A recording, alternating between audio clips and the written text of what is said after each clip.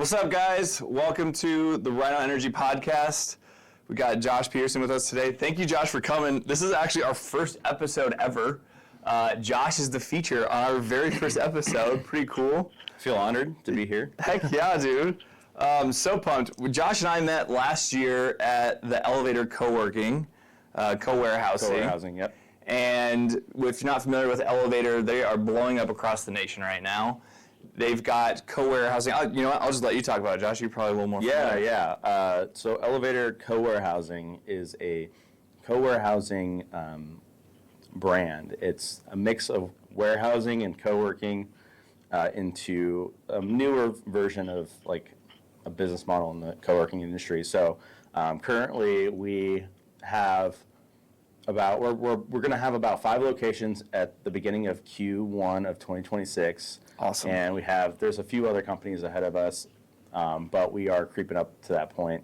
And, actually we'll be heading to our Lincoln location after this podcast to get that set up. And then tomorrow I'll be going to North Kansas City to help set that up and take photos of the space. So really excited to, it's a challenge. There's a lot of challenges that come with this. It's a lot of, understanding processes and understanding yourself and how you're executing on all these things. And, it takes a lot. Yeah, so Josh is the marketing director there, correct? And you got it in on the ground floor? Correct. So I was the second hire for Elevator.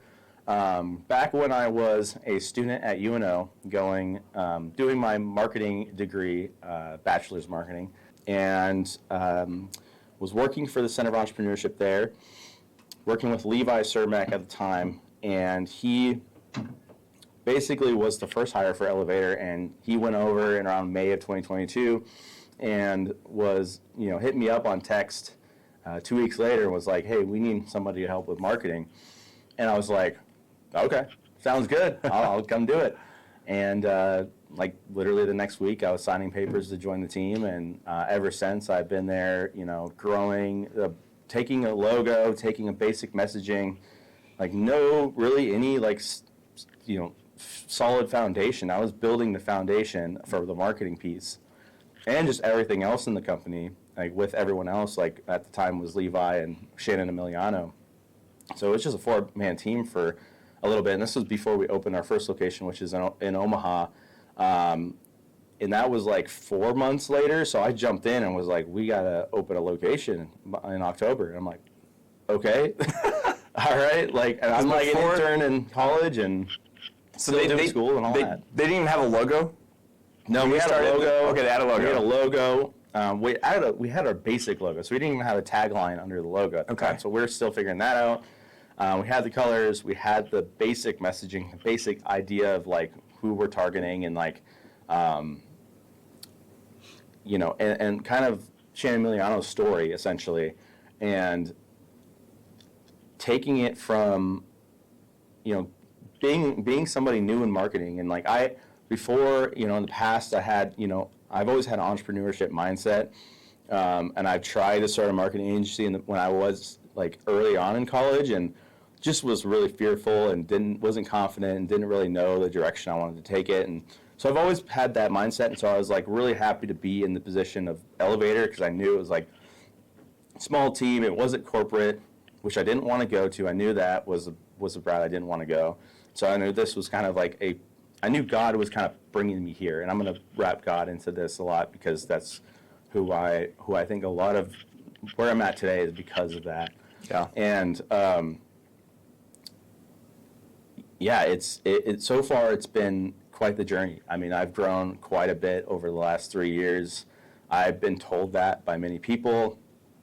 I think I probably have 40 testimonials of people saying, who did you hire for marketing and what company was it, and just to Shannon Emiliano, and they've told me so many times that tons of people have been asking, who's been doing the marketing for Elevator, what company did you hire? And they're just oh, it's just Josh. It's just one person. Josh. It's just one person. And I'm but I don't want to get too off a tangent. We can go into other questions. Yeah. But one thing I want to point out is this kind of stuff is not for everybody.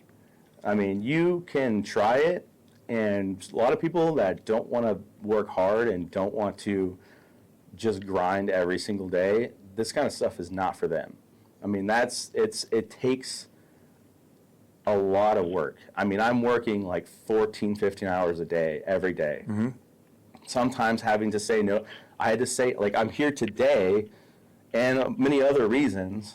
I mean, this was after, but I was supposed to be in Arizona this week. Oh, really? On like, the camping trip I was talking to you about. Yeah. I had to cancel it because there's so much going on. But in general, like, just like being a solo marketer, and this is kind of where I was going into it, is one of the hardest positions ever. I mean, it takes a lot of growth, constant learning, strategy. You got to think about strategy, creative, psychology, copywriting, SEO, all IT, technical. Like, you're just doing everything, and you don't have anyone to help you other than like third-party businesses if you could afford it or want to pay for it, or you're just on YouTube or reading books and trying to figure out what should I be doing? Am I doing the right thing? You've got to have drive, you've got to have direction, obviously, and like you've got a team, which is super helpful. And you know, so I've met you about a year and a half ago, and I could definitely testify to your growth. I mean, we've been on a similar God journey, figuring out what that looks like for both of us, and like kind of around the same time, I had a super humbling experience, and I'm not going to get into all that right now, but it was cool to see like the rapid growth after our humility moments. So is there a moment that Josh remembers that was like, you know what, this is kind of what broke me? I didn't realize I needed that moment to happen in my life, but I'm so thankful for it now. But in the moment, you were just like, I can't believe this is happening. I don't know if there was like a specific moment. Nothing really stood out as like this specific moment in time was like, I would say the progress over the last 3.5 years, 4 years, there's always been like little tiny moments where like I was able to overcome it, but I can't pull out one specific thing other than when I started college, realizing the importance of people. When I moved here from Minnesota, I was living at my dad's house in Plattsmouth by myself for the first time ever. Like, I never lived by myself, and didn't realize how much of a mental turmoil that would have led me down to. Like, it's been like, it was like 6 to 8 months of just like probably not the most great mentally, and I didn't know anybody. Wasn't hanging out with anybody. I was just out of high school. I didn't know what I wanted to do, and so I'd say that was like, and realizing that, and then wanting to like, I need exposure to people. I need something. I need people around me. I need to like actually. It doesn't matter who it was at the time. It was just like, I need people. Community. So, you know, making a transition to the dorms totally lit me up, you know, back to where I should have been and where I should have been the whole time. And so I think that moment was kind of that, me realizing, and I go back to that all the time, to realize how important, you know, being a part of a community is, and being around people that are where you want to go and like have similar, you know, ambitions as you. I think that was that specific moment. Yeah, that's totally, that makes sense. When you get isolated, it's so weird because you get buried in that isolation. And sometimes it's hard to get out, and you don't know how to trust other people because you feel so vulnerable already as an individual. And then to open up and feel safe with other people is so difficult when you're in this mode of just like, I can't move. I mean, like the anxiety levels of going out and meeting people sometimes, like who's going to want to be around me, who's going to want to include me, all those thoughts. Imagine that you were having some of that, and then, so did you force yourself to go to UNO? UNO, by the way, is University of Nebraska, Omaha and Nebraska. Did you have a moment, like so you're with your dad, and so were you living on your own before this, and then you went back to your dad's house? I was in Minnesota going to high school. I was living with my mom and my brothers. My dad kind of convinced me to come down here, and I totally don't think it was for an ill will or any bad reason. Like, I totally think that happened because God wanted me to move, and I wanted to move. Like, I totally was like, I don't think I realized at the time, but like I actually wanted to get out of Minnesota for a while. Probably indefinitely, just because like the people I was hanging around, and I knew at the time, I was like, I think one of the questions was influential people. Gary Vee was probably one of those. Younger on, like his videos and like a couple of his books early on. When I was younger, that's who I was looking at more often. And, so I kind of realized like being around the right people was somewhere I wanted to be. And like the people in high school weren't the people that I necessarily wanted to hang around long term. And not to say anything bad about them because they could be watching this. You guys are awesome, by the way. That's not them, it's just the situation. Right. Situation, and it's like making that move catapulted me to where I'm at today, and I don't think I'd be where I'm at today if I didn't make that move. And I think there's always those little like moments in life where you have these two routes to choose, and you just gotta sit with, for me now, it's like sitting with God and like asking Him, what should I do? What do you want me to do? This is for your plan and not mine, and you're making the decisions for me because I'm putting trust in you. I'm giving you the keys to my life, and so it's awesome. And that's what I realize now. But I didn't realize a lot of that was happening back here, in the setup phase of my life. And I think it's important to. I just think that everything there was kind of just. It was happening for that specific reason to get to where I'm at now. Well, and like I've experienced similar moments, but we all often get so busy and consumed by our current life that we don't even know how to slow down and listen. Yep. So it's like when you say like sit with God, it's like how like we're so fearful of our internal dialogue that we don't even know how to sit down and listen with ourselves and listen to God and what's actually flowing. Yep. And it gives us anxiety because then like for me, knowing my background of alcoholism and drugs and chasing women, like I would distract myself from all those thoughts and sitting with these moments that I needed to actually pay attention to what was going on in here, but I couldn't, so I just would run away and distract myself. So the fact that you knew that at such a young age and like took that on and was like, I need to figure this out, is awesome. And then to be able to reflect now and realize that's what you were doing. Maybe you didn't know it in the moment, but I mean, it doesn't matter, you still did it. Yeah, I didn't know it at the moment, but I think it was kind of happening, subconsciously, just kind of happening. But it wasn't directly connected. I was kind of thinking it was myself because I didn't really know God at the time, and I can get into the whole story of how I even got to that, how I believe in God now, and like got baptized recently. And congratulations! But thank you. I would say the biggest thing for me was realizing that now, but to get to that point, I was like, the people that I'm around, my stepmother kind of brought my dad to God, and he's a hardcore Marine, Air Force, my parents never went to church, and I was never in that area of my life, was never kind of going to church, never talked about it, and then my dad remarried here, and my stepmom and my stepsisters, my alternate family, they go to church all the time, and that's when kind of 2018 I was kind of brought into that, which I love because it's really shaped me into another version of myself too. So that's awesome, dude. I love it.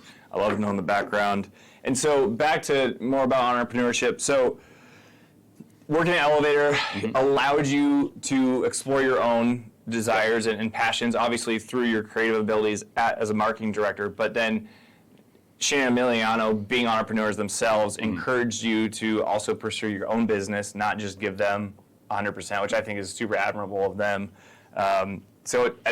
Backstory, the reason I met Josh is because I had my own office for my last business at Elevator, and that's where I got to get connected with everybody there, and everybody that I came into contact with at Elevator has been a treat. I haven't had one bad experience with anybody there. Nice. It's absolutely awesome. So you guys are doing great things with culture and hiring well, and that's important. I know Shane and Emiliano are doing super cool things. Yes. I need to have them on the podcast. So you kind of touched on this a little bit, but I do want to ask, how do you view yourself as a human being? Like, what's your vision for who you are today and who you want to become? I go back to what does my name mean in Hebrew? This is something I recently looked up, and I think it has a direct correlation to kind of how my mindset is and where I kind of see myself going. And I won't say it word for word because I'm trying to remember exactly word for word, but it's along the lines of serving and helping people achieve their dreams and their goals, right? So being that servant, right? And a lot of people don't say that because they think it's a bad thing, but in the Bible it says it a lot. And God says to be a servant, right? And so I think it was also Joshua in the Bible was leading, I can't remember, I'm going to mess this up, but leading people to the promised land, or leading people, just leading people to where they should be, their goals, their aspirations, their dreams.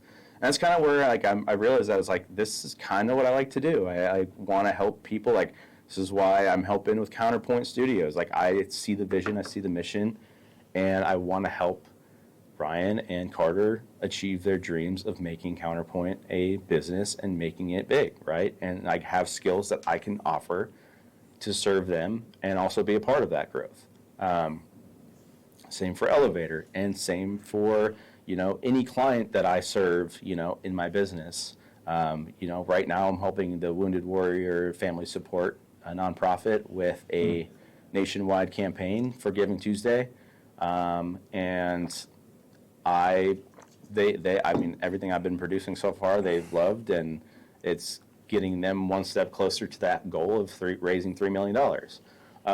So it's I think that's kind of how I see myself now and see myself going in the future, is how do I best serve the people around me? How do I best serve my clients? How do I, any opportunity I'm a part of, how do I best serve and grow that and lead the people that are trying to build that to their goals and actually achieving that level of success that they want. So that's kind of how I see myself. And of course, it all comes down to like capacity and Sure. I can only do so much, right? But that's for me to balance. But for the people for the opportunities that I am active in, that's kind of how I see myself. And I go back and reflect it to what does my name mean? What the name that God gave me, what does it mean, and how do I fulfill the meaning of it? That's now that you've explained all that, it makes sense why we're friends. So I looked up the Hebrew meaning. If you want, I'll read it real quick. Of your name, there's a couple of different things. But so the Hebrew meaning of Joshua is the Lord of salvation, or God delivers. So there's a bunch of things that said. Yeah, there's a lot there. Connection to Jesus. The Greek form of Joshua is Jesus. So your name is actually Jesus. So there's that tie-in. I did have ChatGPT kind of run it down. So Joshua's a Hebrew name that basically means to be saved or helped. It comes from a longer form that means God brings help or rescue. So the name is tied to the idea of protection, guidance, and being supported when things are tough. That's awesome. In business, it means lines up with someone who solves problems and leads teams through tough moments. It reflects someone who supports others, brings solutions, and helps push things towards progress. That tracks with everything I know about you. Yeah. But that was like I think it's important to make those connections to kind of. Sure. Sometimes it's not leaning on your own understanding, it's leaning on, I would say leaning on God's understanding, it's His purpose, right? But, things like that where it's like your name means a lot. Like, you didn't just get your name for no reason. Like, you were put on this planet and then you were given a name by God. So what does that mean? What does that name mean? And you have to understand that too, part of it. And then I think that's just those little nuggets of meaning and finding those little tiny, I don't know the word, but tiny things like the name and your personality and these kind of things. Figuring out, putting all that together and connecting the dots and being like, okay, I can see myself with this. The DISC profile, I guess, is a personality test, is an example of one that 95% of it I connect with, and it's relatable to me, and I see it myself. And so I think those are important things to do early on, and then like do them consistently over your life, because as you grow and mature. Yeah, that's awesome. And I think the world sees you the same way as you see yourself, which I think that's really important. Mm-hmm. So I'm not even going to ask the next question, because I was going to say, how do you think other people see you? But I think you kind of already explained that pretty well. I'd like to ask you, so you've got your hands on a lot of things, which I think is awesome. People like us have to, or else we don't know what to do. Right. So as an entrepreneur, what are you currently building? What do you, like, other than Elevator, what's Josh building for himself that we can be excited about? Yeah, I would say, so the photo video business, called Peterson Media, or Peterson Media Solutions, right now is a local photo video business, and at some point I would like to turn it into a content creation business or AI automation business. Okay. I haven't kind of I've taken a little bit of steps towards those things, but haven't fully developed it yet. But right now I've been getting a lot of inbound projects, and so I'm just focusing on what moves the needle forward, which is the projects I'm getting. That brings in revenue and grows my business, so I'm focused on that right now and doing the best I can with that. And then helping the production with Counterpoint Studios. I just see that as a massive opportunity, and I wanted to be a part of it. It's something I'm totally just volunteering on at the moment, but that's because we're in the growth, like the initial stages of growth, and we're trying to bring in revenue and bring in brand deals. But we are riding momentum wave right now, and we're creeping up to 10K subscribers on YouTube. Awesome. And one of last month's videos hit around 300,000 views. We had an IG reel hit about 10.5 million views. So we're just kind of like riding that wave, and we have actually a shoot today, which is millionaires versus minimum wage. So at the point, is there any more spots on the panel? I don't know. I gotta ask Carter actually. But I'm sure as this episode's live, it'll be out by then. But I want to be a part of. I want to be a part of a team, like a small team of just like cool people. Yeah. But also like I like to do production. I like to do photo video. I like to do content creation. I'm a behind the scenes kind of guy. I feel like I get the most energy from that. Not so much. I mean, I could be in front of the camera, and I've done a little bit of that with my content. But I do like the behind the scenes, and that's kind of like how I see myself, growing and also living up to what my name means, like serving people and doing it and perfecting my skills over the long term, helping many people. Because if I can help other people be successful, I'm going to be successful. And obviously, a lot of us know that quote and that phrase. It's like that's what I want to live, and I feel like that's kind of where I'll kind of take myself in a direction. Yeah, no, I totally agree with that. I mean, being a servant is leading. So one of my business partners, JR Spear, he actually talks about servant leadership. Mm-hmm. And so, like, you're leading from behind the lines. Yep. You got to lead. When called upon, you got to step in the light. Right. And you're great at that. I've seen you operate in the light plenty of times. And when you're doing majority of things behind the scenes, it kind of builds you confidence to talk about things when you're in front of the spotlight. Right. Because you know what's going on, you know the production, you know the efforts you're putting in, you're kind of directing all those things behind the scenes. So now it's like, okay, I can step into the spotlight now because I know what's going on. Correct. So I think that's good. You've obviously you've helped build Elevator, Mm-hmm. Peterson Media, I've been seeing you blow up. You still need to post more. I do. But your content's good. I really like it. So who are the most three influential people in business for you as you've gone down this journey the last 3 years? So I've only thought of two at the moment. I can't think of a third one, but Gary Vee was the initial part of my growing phase and my initial phase of entrepreneurship and how I kind of got that mindset. Right now it's Alex Hormozi. I connect with him. He's so relatable to me, I feel like, and he keeps things simple. I have all three of his books, I have some of his like other PDF, like his other small books from his launch.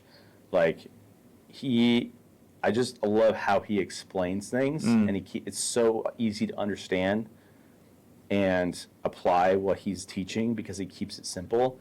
And that's something I've kind of tried to adopt is like the simplicity, keeping things simple, because, I think when people try to be over complexed, it's either because they're trying to make themselves look smarter or think they know more than somebody. And it's like, actually just keep it simple. Like, I just feel like for me, it's like, if you know what you're talking about, that's great. But then if you can dumb it down to a point where anyone can understand it, you're going to be more relatable, and people are going to listen to you more. And it's going to make things I think it'll make things less, hard and less anxious, and make people less anxious. And I don't know, but Alex Hormozi has been kind of that person that, I've watched his content all the time, his mindset, his drive, the acquisition.com, all the things he's doing. I think it's something I could pull from, here and there and grab little nuggets that I could apply to my business and my personal life too. Yeah, I think it's like kind of like less is more. Yeah. And he's really good at that, just like quick mindset shift 100%. Is really what a lot of it is.